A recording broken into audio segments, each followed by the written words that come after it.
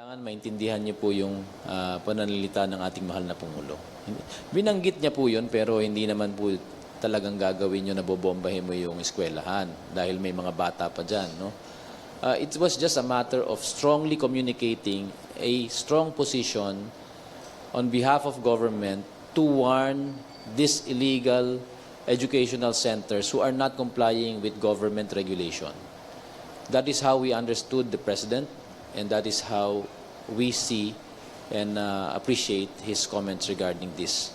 Not intended to really destroy the community, but to extend a message, a very strong message to the people behind the organization of these illegal learning institutions to comply with government regulation.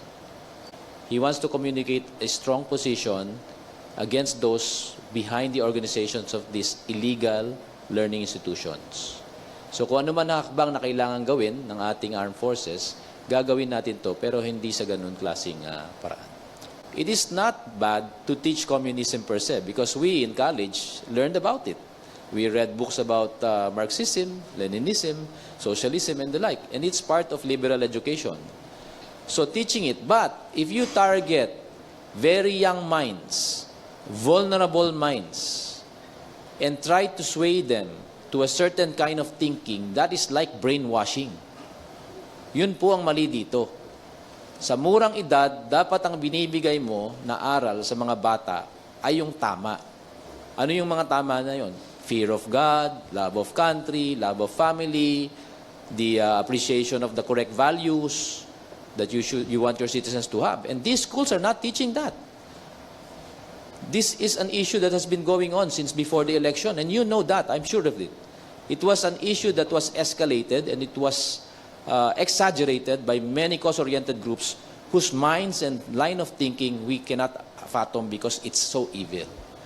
Why would you want to brainwash a child just because you want them to perpetuate what you want them to do? It is not good. From the perspective of pedagogical approaches, hindi yan tama. At yun po ang itinatama dito.